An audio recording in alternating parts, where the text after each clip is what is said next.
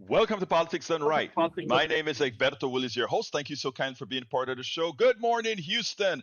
How are my favorite people doing? Good morning, Houston. Good morning, Harris County. Good morning, Texas. Good morning, the United States of America. And of course, good morning to the world. How are my peeps doing? I know we are going to be doing fine because you know what? We are going to make sure that we are doing fine, my dear folks. Anyway, back in the control room, El Senor Howard Reynolds and Jack Van Bibber. How are my two very, very smart people doing this morning? Well, I think we could really be called alchemists Oh, explain, because we're please. we are we are Explain. mixing up another we are mixing up another fine show today in Yes, our we are. vats. So they're boiling over here. They're boiling and it's sounding good. It's being great. Anyway, I kind of missed you yesterday. I normally have, we always get our Howard fix, but somehow the Howard fix was missing yesterday. I was off making some money. Oh, I I had love another it. assignment to do. Well, you know what, man? What can I say? We can't argue about that. How's Jack doing, El Senor Van Beber? Well, he's right here. Let's find out. Good morning, Egberto. How are you? Good, good morning, Jack. How my buddy doing this morning? I'm doing good. I really don't have any words of wisdom today, but I do have a wish for the people. When you're out Okay. there, when you're out there dealing with these people, have some patience, have some tolerance. Try to put yourself in their shoes, and don't react. Important words. And you know why it's important? Because, you notice something. Let me tell you. We are always fast to give ourselves a hard time. Last night, just before when I got through writing the newsletter, I started doing a couple of TikToks on a clip that I did with unions, and for the most part, it got positive reviews. But actually, largely positive reviews. But there are a couple of people inside of the YouTube, or not, the clips, right? These little shorts under a minute that came out and said things like F unions and that sort of thing. And I'm sitting down there saying, imagine somebody can be in such a mode that the first inkling is that I'm going to say something negative about something that's going to help me, right? Or somebody that's working for me. Then the other comment was asking for 40% is too much. And then you think about it, right? You've lost over 40% over the last, I don't know, several years that there were no gains for employees. So now it turns out to be 40% really that you need to keep you on par. And what happens? People complain and say, you guys are asking for too much. Uh, you sit down there and wonder, come on, people, don't let others play with your mind, play against your interests. Anyway, Melanie Keelan is in the house on the chat with us from Barcelona, Spain. Thank you for being here, Melanie. Always great to have you in the house with us. But anyway, today's subject is titled uh, "A Warning from Two Conservatives." A Republican defends Biden's AG Merrick Garland, and more. And the reality is, I am going to start with the on more. But before we really, really get into it, I want to tell folks, please remember that this is a call in show. But most importantly, this is your show. Not only is this your show, but you have the option to change the topic at any time. Because the one thing I like to make sure folks understand is look, we are here to serve you. And as the ones here to serve you, we know that there are times, sometimes there are topics that come up that we didn't think about. And you say, hey, you know what? We need to hear about this right away. So, again, we are here to serve. That's not cliche. Anybody who's been a long time listener of the show knows that we make sure, we make sure to fulfill that promise. Anyway, there are many ways to get to the program, folks. Please remember, you get it at the dial at 90.1 FM 90.1 FM on the dial if you're in the Houston metropolitan area. If you download the TuneIn application from the Android store or the Apple store, I think it's called the Play Store, you can download the TuneIn application and go to KPFT or search for KPFT and start streaming us in on that application. Alternatively, you can go to kpft.org, kpft.org, click on that listen button and listen to our program. If you're there and you have a little bit of ducats in your pockets, you can also go ahead and click donate, support the program in the name or support the station in the name of this program, Politics Done Right. Make sure that our fund drives are shorter. You can also go to see us, and I am with my Rock Shock t-shirt on, not t-shirt, Rock Shot sports cycling shirt on because I immediately go and spin after the show. So facebook.com/KPFT Houston. You can watch the show there, or you can watch it on YouTube by going to politicsdoneright.tv. Remember, all the clips and so forth can be listened to at our politicsdoneright.com/podcast, politicsdoneright.com/podcast. And of course, if you need to email me and say, Egberto, we want you to cover this, or Egberto, we want to cover that, or Egberto, we hate your guts, or we love you, or whatever you want to say, just go to kpft at politicsdoneright.com, as well as you can, if you want, if we don't complete the show, meaning if you guys change the subject on me, you can go to politicsdoneright.com/newsletter with all the links to the program, etc., etc., etc. Eric Hayes is in the house. Eric Hayes is in the house. Thank you so kindly for being here. Anyway, like I said, I don't want to start with the videos today. I want to start with something that economist, former Clinton labor secretary, a guy that's always a populist for the common man.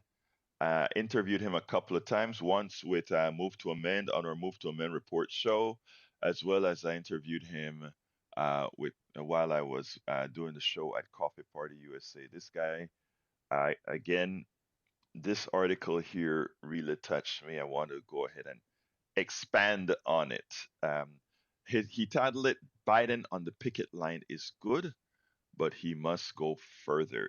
It's essential the president and other Democratic lawmakers stand unambiguously on the side of working people, but even a picket line visit is not enough.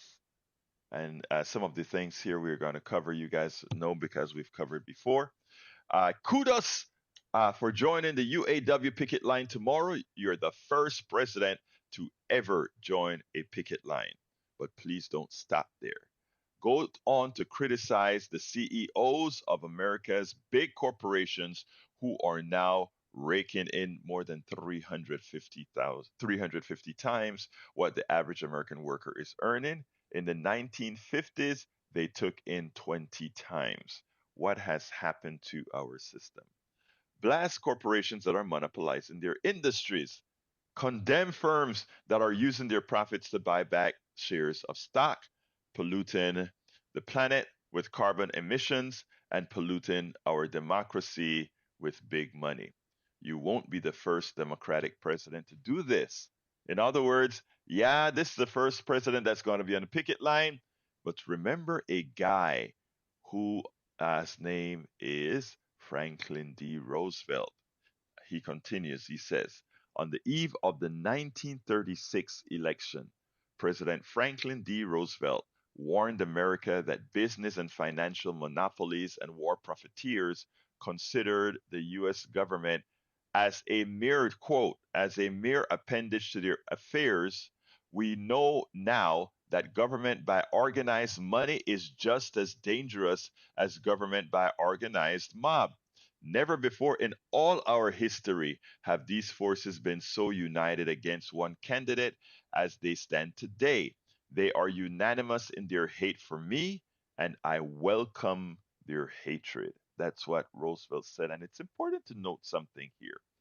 I mean, a lot of people are talking about the cartel and what they're doing by sending drugs overseas from China or from Mexico into America, and all this stuff they talk about as they want to attack immigration, and these are all look, drugs are coming over. Fentanyl is a problem here in the United States, and a lot of people are killing themselves with it, but it's not really the core of the problem. I'm going to divest from his article here and talk about personal responsibility, societal responsibility, etc. If we remember, if we remember, Americans gravitate towards drugs whenever, whenever there are intrinsic problems. The despair that many feel is covered by alcohol, it's covered by drugs, it's covered by the next high. Eric, I understand you think this is justification for murder. It is not.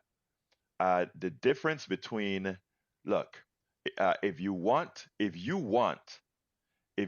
to consider those who are bringing in fentanyl murderers, you should also consider those who manufacture guns murderers, the ones who allow laissez-faire gun policies. That should also be considered murder under that scenario. But again, remember, profiteers are the ones making from money. I mean, making money from these drugs, the ones making money from guns, the ones making money from war. All these people under that tenet could be considered murderers.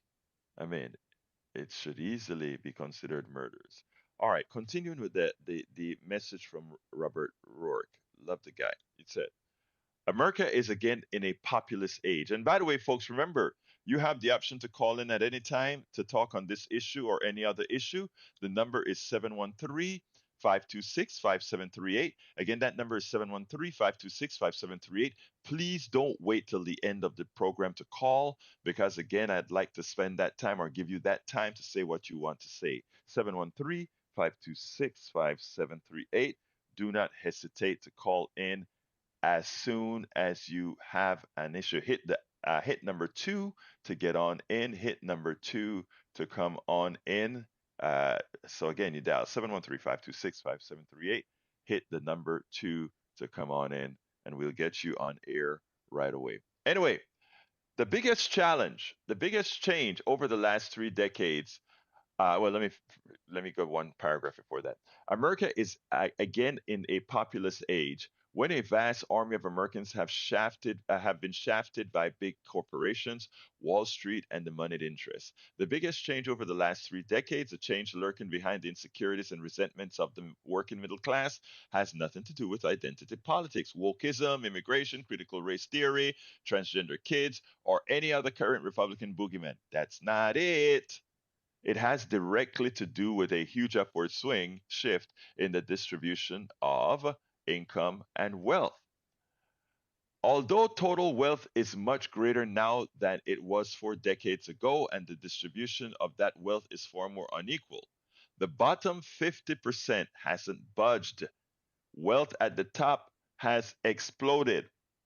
Uh, Steve yesterday was right, according to Hayes. I guess he was talking to my critique of capitalism yesterday. And I don't, I think, remember, Steve plays devil advocate when he's on the program quite often. I don't think we're in any disagreement with what is occurring.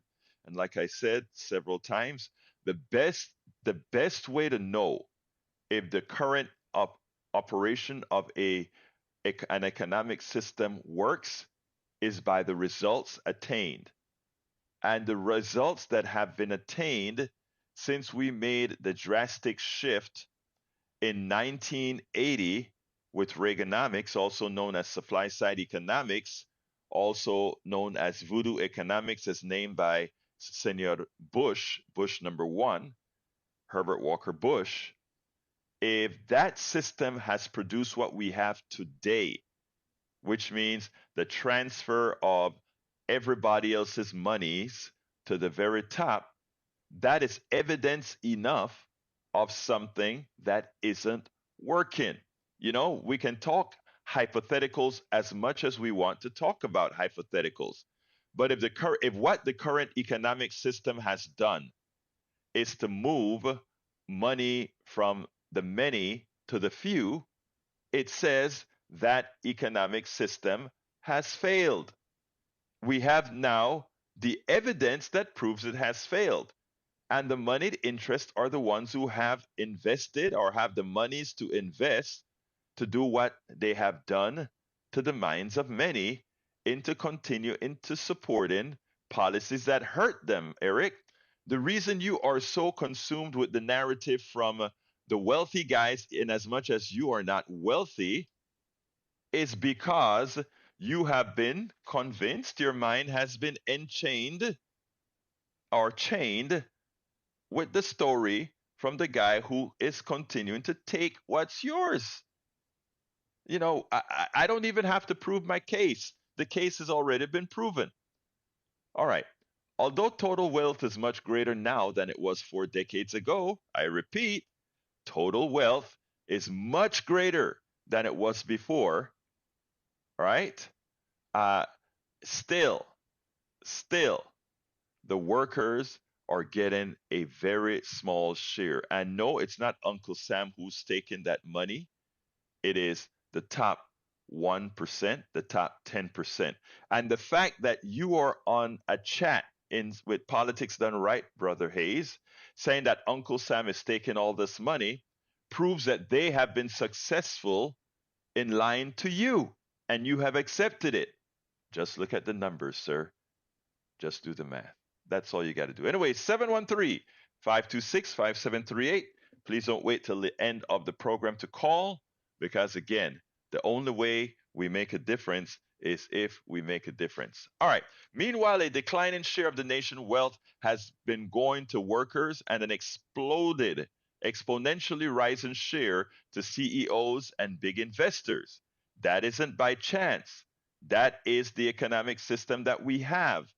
The economic system says if you are somebody that makes your money on capital, and if capital is taxed at a lower rate than a lower rate than the regular worker's income, then you are going to consistently make not only more money than the person making a wage, but exponentially more money. Because again, that's how math works. It's a math problem and it's a math of the current economic system. Every economic system is governed by some formula. And we have a formula that governs our economic system, and it's playing out just as we say. They don't want you to think about the math.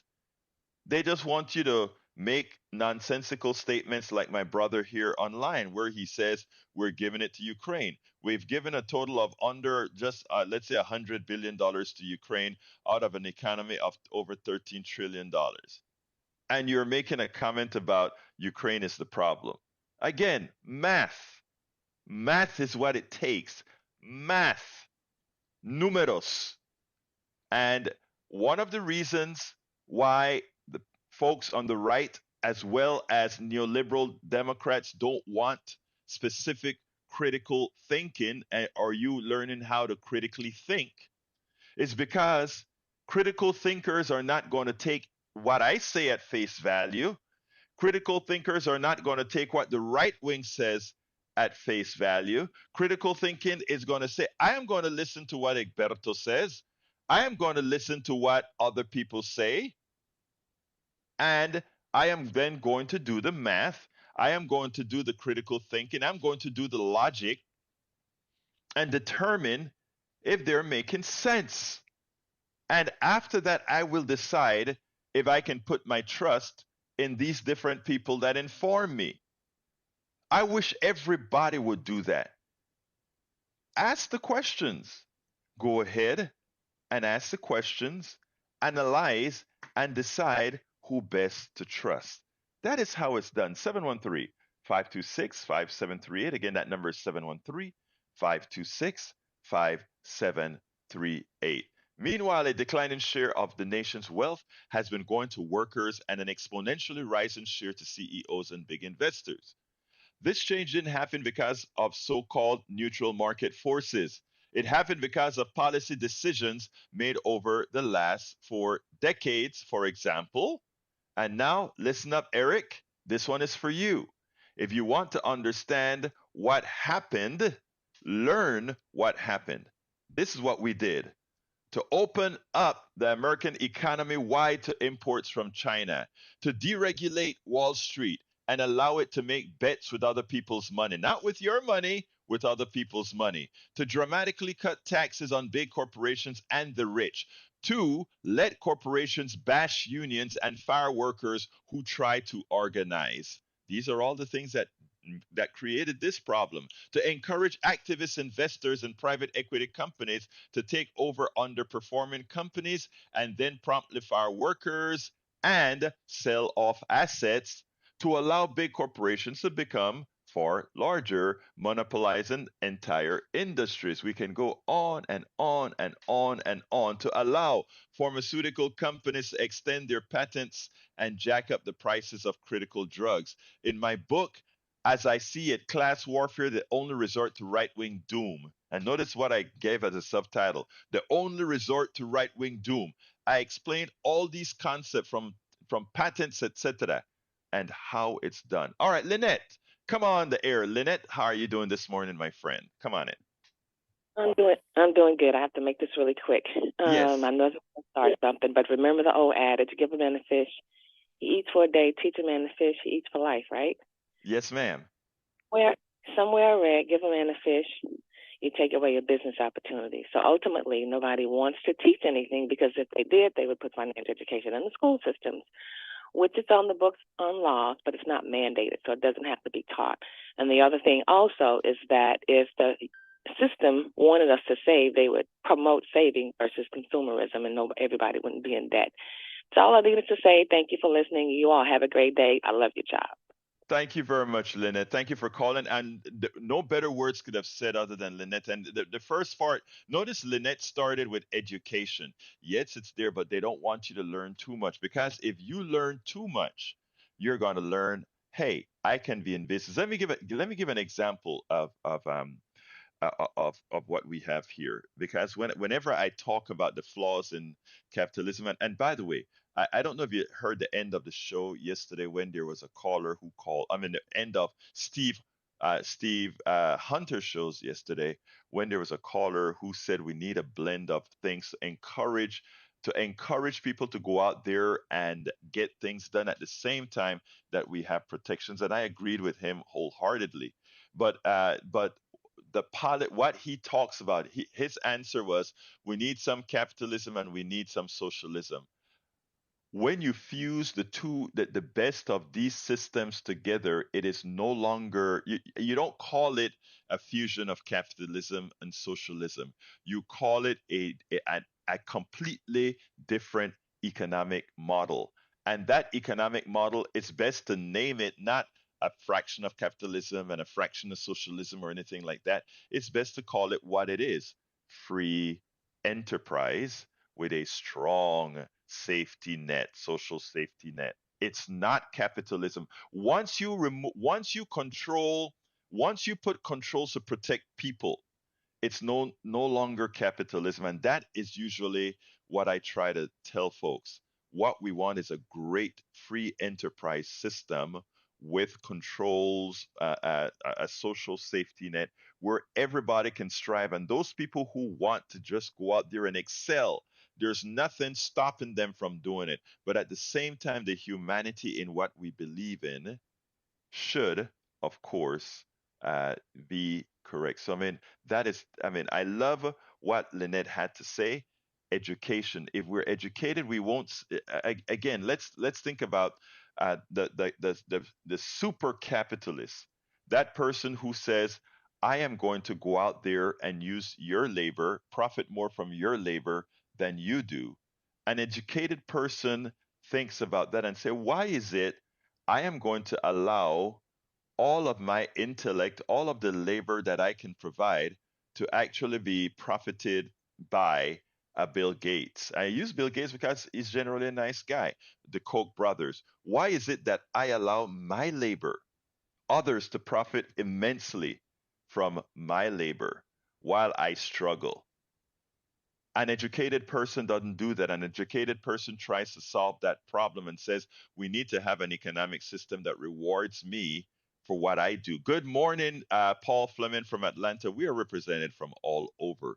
Thank you so kindly for being here. And that is what's important, an educated person, not an enslaved mind, an educated person. Let's go to Ray. Come on in, Ray. Buenos días, Egberto. ¿Cómo estás, mi hermano? Buenos días, buenos días. Talk to me, my brother Ray. Yes, I just woke up and tuned into you here talking about this economy and this system here. I love how you break it down and say, you know what, if people would just take the time to just stop villainizing, it'd have a Yes. decent society. But I wanna like humor you with a quote that I thought about. I'm not Jack, but this quote was from the late wrestler Roddy Piper, and Roddy Piper said, "Just when you think you know the answer, I change the question." Ay, And in this, ay, ay. when it comes to the greedy capitalists, the question is, how little can we let these people live off of while we funnel all the money to the top? And I remember for a few years, because I was a Bernie Sanders supporter, he said we need a $15 minimum wage.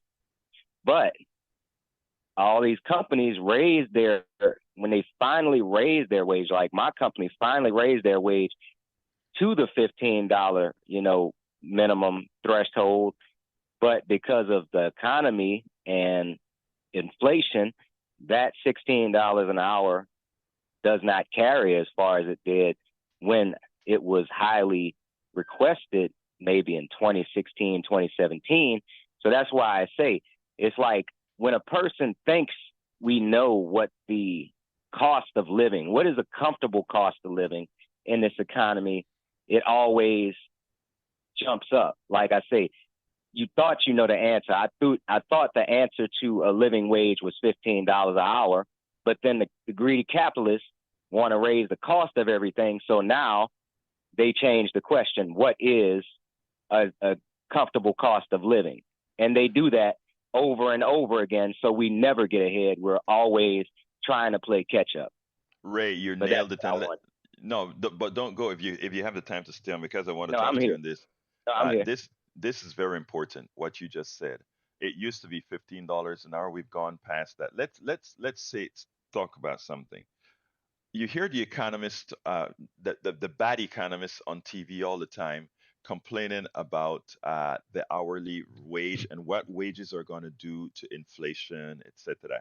It's a lie. First of all, let's look at the auto workers that are asking for 40%. First of all, wages as a percentage of the car price that you're buying is about 5%. Wages is about 5% of the price of your car, minimal, right? Given the 40% raise that these people deserve and earned, it's not a burden. It sounds like a lot simply because they have been neglected for so long. What you said, however, raised a propos, very important. At the time when Bernie was running in 2016, 2015, he started $15 an hour or so is something like, oh yeah, that would be good. We are 7 years past that. 7 years past that, with with inflation a bit anywhere between 2% and 9% over that period. So that has gone up by a bunch as far as what the minimum wage is. In fact, our good friend Paul Fleming on the chat says $22 an hour is what that $15 an hour was then. It's what we need now, $22 an hour, that living wage for a small family to work and the two mother and father working. That's what's needed right now. But the answer was never $15 an hour. It was $15 an hour for now. It should be $15 an hour for now, indexed by inflation. That is what we need to be talking about right now, because you know who is indexed by inflation? The CEOs. Here is a kicker. Let's go to the UAW again. The UAW are saying the following: I'm not the UAW. The corporations are telling the UAW the following: we don't want to pay you what you're worth right now because we need to save money off for the electric cars, the development for the electric cars. We have neglected over that time that we have underpaid you. We have continued to pay the stockholders a great return. We've continued to give CEOs raises. In fact, we have given CEOs raises of over 40% over that time that we've asked you to stay still, right? That's what we've done. What's good for them is not good for you, is what they're telling you. And they're telling you that their mismanagement of not necessarily investing in electric cars or the next car technology, you must be again. They're asking you again to pay the burden of them skimming all of this for the executives and the shareholders. No, the shareholder is a shareholder to take a risk to make passive income. You are a worker that put your limb, your mind at risk when you work for a company. And as such, you are the major stakeholder in that corporation. Your body, your humanity is the major stakeholder in that corporation.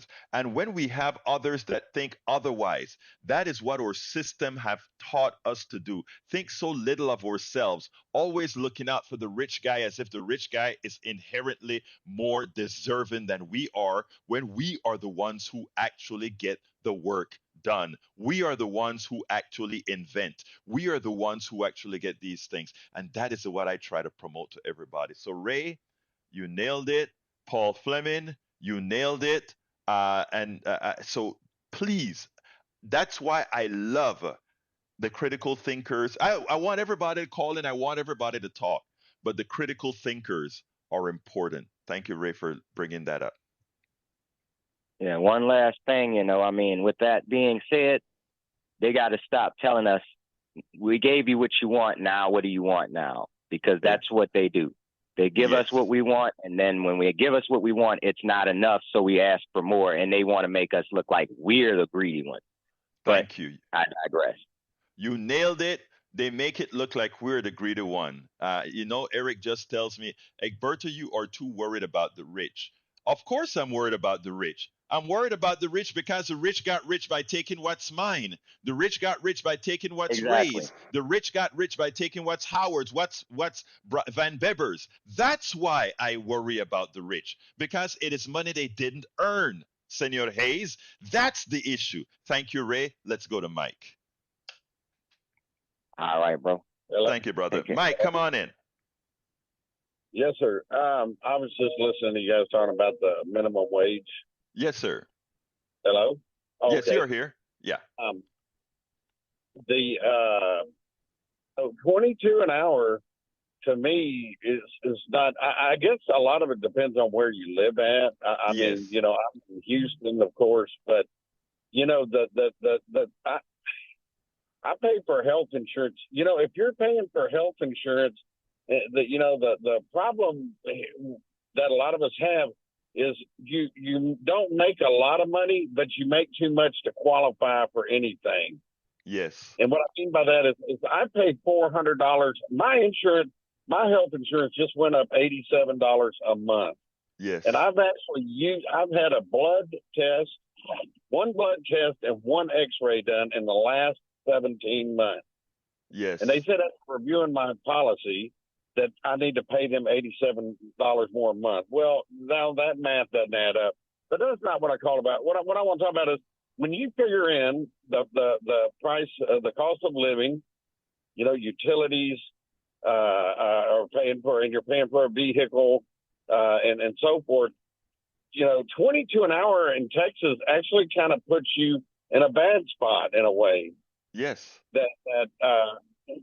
I know I'm 58 years old. I've got grandkids, but if I were still a parent, I would say in my late 20s, early 30s, and I had kids and trying to make it on $22 an hour, that would be impossible in Texas, near impossible. And that's if you're providing health care and so forth, because so many companies out here. The company I work for, their health care that they offer is so pitiful that you just have to. It's cheaper to get outside insurance.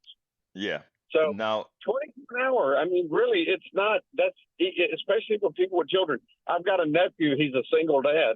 He pays $400 a week in child daycare. So, yeah. but he makes too much for any assistance, but he doesn't make enough to afford all that. You follow me?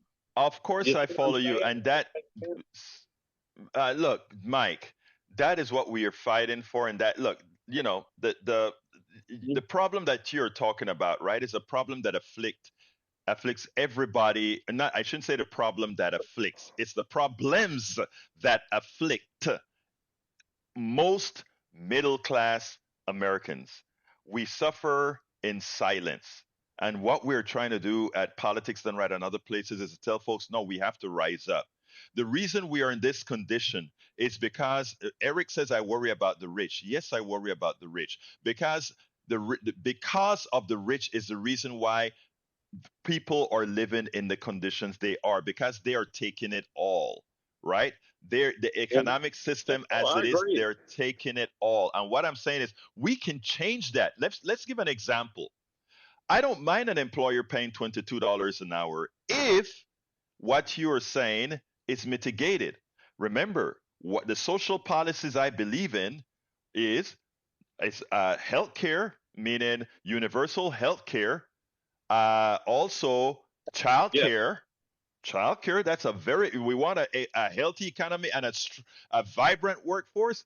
Give people health care, give people child care, just like we have people go to school every day and the state pays for it. Everybody gets their high school paid for, their elementary school paid for. Why aren't they getting their daycare paid for? Right? That will give everybody a level playing field. Why was it giving them a level playing field? Because now you determine what work you want to do. You can go out there and be a part of a vibrant economy. If you want to form your own company, you can as well. The problem is that they have allowed a certain group of our people to be enslaved mentally into thinking that entitlements for these things are a bad thing for society, which it's not. Giving everybody health care, giving everybody child care, giving everybody education care, etc., means that you create a vibrant economy. If you doubt it, go to the countries that do it. We have Sure. examples. No, absolutely. I have researched that, and I've seen other countries in Scandinavia that do that, Yes. yeah, I mean, it just makes sense. And you It know only what? makes sense You to do that.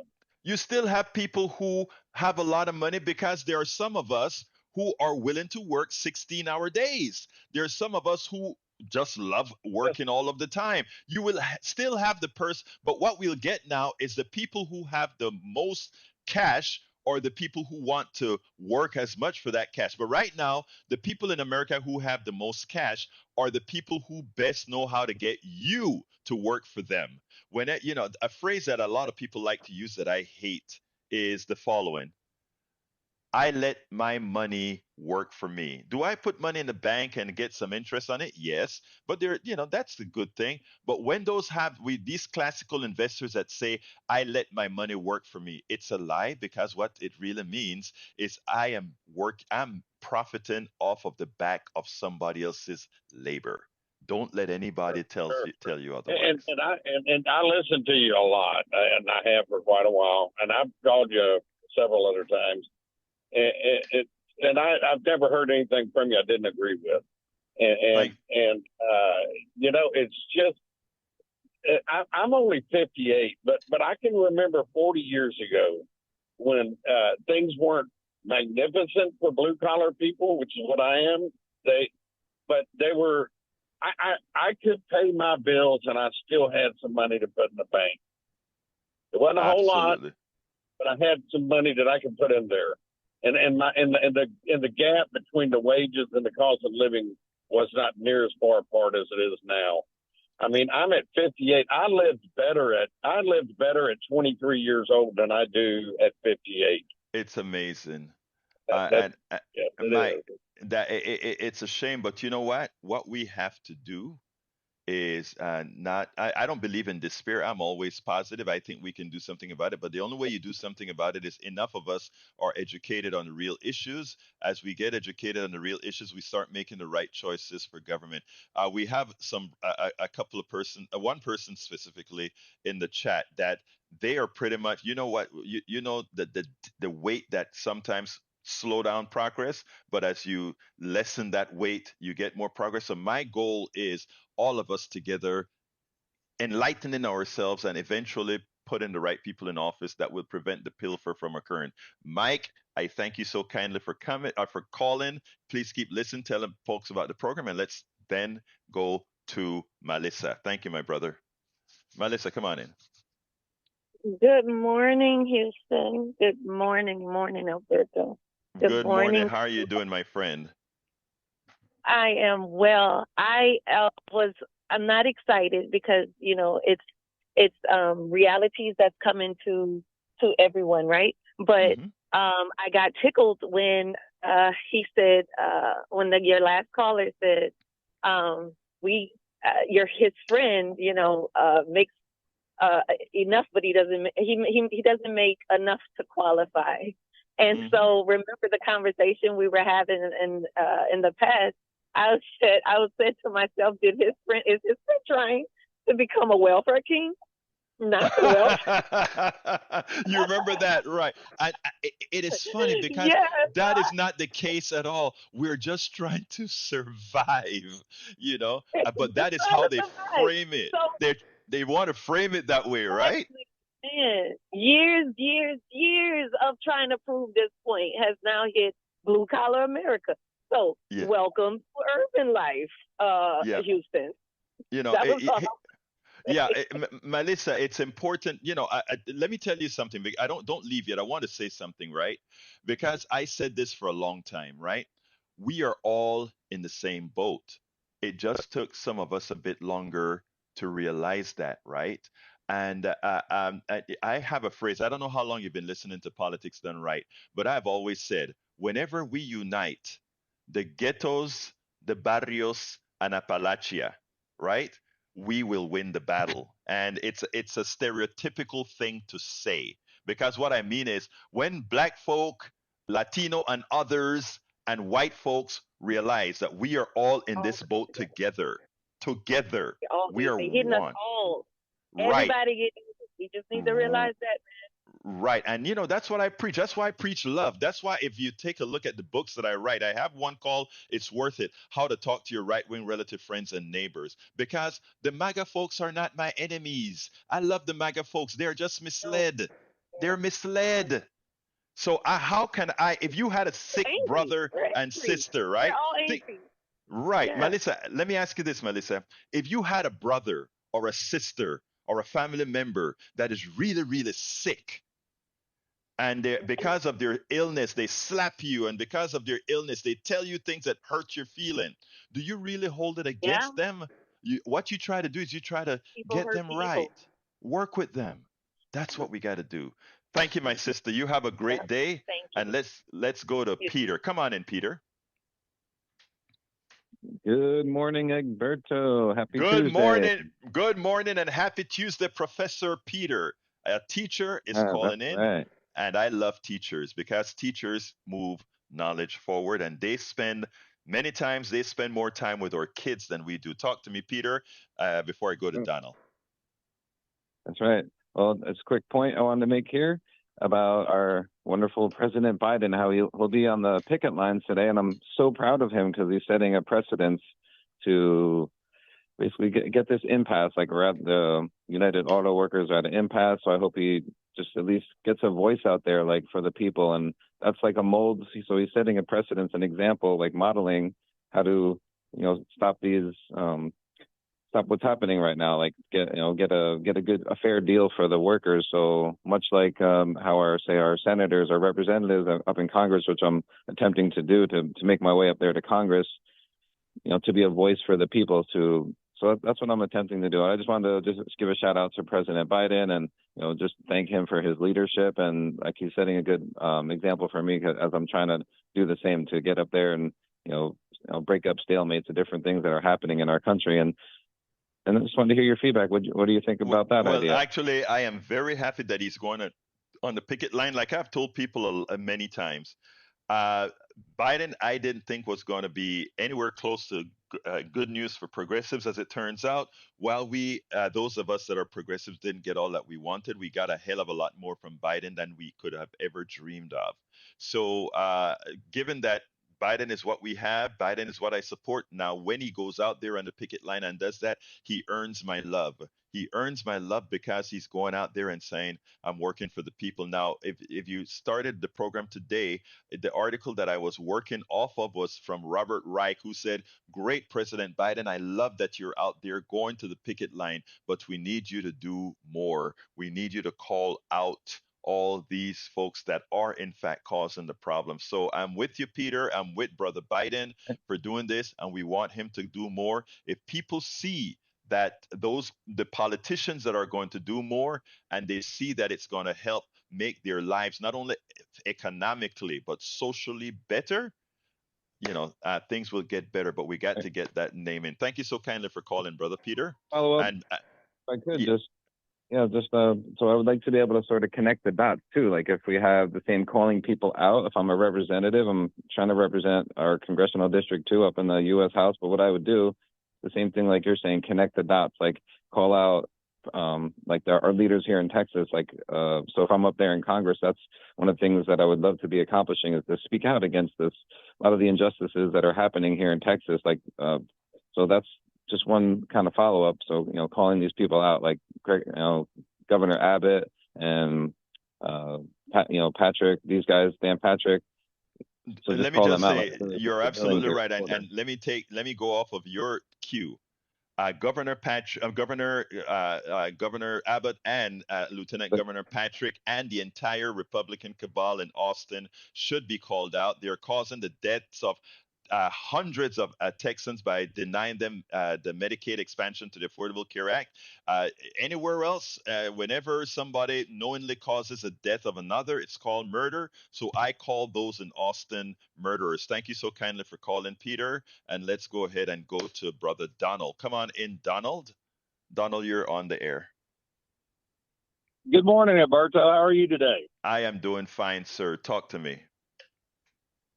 Okay, you let them put you in the box, and I'm going to explain how. Are you ready? Okay. Yes, sir. If you have three buckets, you have a red bucket on the right, Hmm. a blue bucket on the left, and a white bucket in the middle. That would be in the middle people. Hmm. If you put the crabs in the bucket, it doesn't matter which bucket they go into, they're all trying to get out. But Right. what you're on is a clear bucket that's on top of them because you're not far left. You are in the middle because you can get the left and the right to agree with you. So don't ever let them push you to the far left and that put you in that box. You are in a clear bucket elevated above them because the crabs can actually see what you're doing, and then they realize you're eating a salad and you're not going to put them in the pot to boil them. Oh man, I like the way you put things, man. You're. I mean, I'm gonna be careful. I may call you a poet, man. Stop it. I may call you a poet, Donald. Oh, We, that's it. That's all I got to say. The clear bucket lets the crab know what's going on. You're not uh, putting them in a red bucket. You're not putting them in a blue, and you're not putting them in a white. in other But words, we're you're here to tell the far truth. left. We're here to tell the truth. And I Exactly. kind of like that. I just want, we just want what's right for all of us. So you got that right, brother. I like that. I like that. Anyway, thank you so kindly for calling in, All right. my Take it over. brother. You have a Yes, sir. wonderful rest Bye-bye. of your day. Paul Fleming says the uranium industry continues to poison the U.S. groundwater. ProPublica catalog cleanup efforts at the 50 plus sites where uranium was processed to fuel the nation's nuclear arsenal. Even after regulators say cleanup is complete, polluted water and sickness are often left behind. No surprise, and I can bet we can tell you who's the accomplice of that. Ray says the irony of this economy is that it just took some corporate welfare is an accepted standards because they're always getting subsidized when they lose money, so they're incentivized to take higher risks. Let me qualify that a bit. I need to qualify that because a lot of people don't quite understand that, and I want to use the pharmaceutical industry as an example. The pharmaceutical industry likes to say that their prices are high because they take risks. The reality is they don't take much risk when you spread it out. Here's what happens. Let's say they take drug number 1 and drug number 1 fails, and they create drug number 2. They don't create it. They steal it from a university or whatever, and they get drug number 2, and drug number 2 is immensely successful. They charge very high prices for the drugs, etc., etc., etc. Guess what they do? That drug that they lost money on, before they pay a penny in taxes from the profit from drug number 2, they write off all the losses, and they're going to tag on as much losses as they can to that drug that failed. They tag on all the losses on that drugs before they pay a penny in taxes. But guess what's included in that drug that lost money? All the marketing that they did for that drug, all the people that they paid off for that drug, all the executives that made money as that drug was coming to fruition. So don't ever buy into companies, corporations that claim they lose money. All of it is written off before they pay a penny in taxes. So you always end up, the taxpayer always ends up subsidizing the corporations. The lies that they tell because they don't give us the option to critically think is immense. Folks, they never lose. Even when their profit and loss seem to say they're losing money, they're not. Come on in, Moses. Good morning, my brother. Good morning, my sister. How are you doing? All right, fine. I'm just there to say quickly that there is too much criticism of Joe Biden. Mm-hmm. If you give somebody give you to do a job and they give you broken tool, how can you do a good job? We need to stand up behind Joe Biden, give him the strength to know we are behind him. And in most things, the people who are supposed to know better are the ones who are saying Joe Biden done this, Joe Biden done that. Well, if we don't support him in most of the bills, or sometimes it's our own Democrats who are turning when they should say, let us unite and let us push this. What is happening in Texas there? Who is supporting him? Who is saying where he is weak, let us give him the strength. Let us unite all our resources and stand up with the president. He's doing the best that he can. But at every push, there is, like you said, there's a crab trying to pull him down. At this time, I think all people who understand, the health of society should stand up with Joe Biden, because the alternative is our destruction. Take a look at what's happening in Texas and throughout what is, I don't call it right wing. To me, this is not right wing, because right wing, everything is upside down. We call left right, and we call right left. The people that are doing the right, we call them left. The people that are doing the wrong, we call them right. and it is becoming obvious that there are two sides, the righteous and the wicked, and each of them has their designation. If you are putting barrel drums inside of the water to hurt people, who are you? Is that right or is that left? That and is if wrong. You're doing everything that you can to take away the voting rights, to hurt school children, teachers, doctors. Are you right or are you left? What are you doing? And those who are doing their best to ameliorate the pain of the people, we call them left. So everything is upside down in this place. And if we are not careful, what it is the same, what we call the right, are playing the same playbook that Hitler played and all dictators played when they went to overcome the people. And finally, when people realize it's too late And then you say, we should have known, we saw it coming, but we didn't do nothing. When they came for the Jew, I said, I'm not a Jew, I didn't do nothing.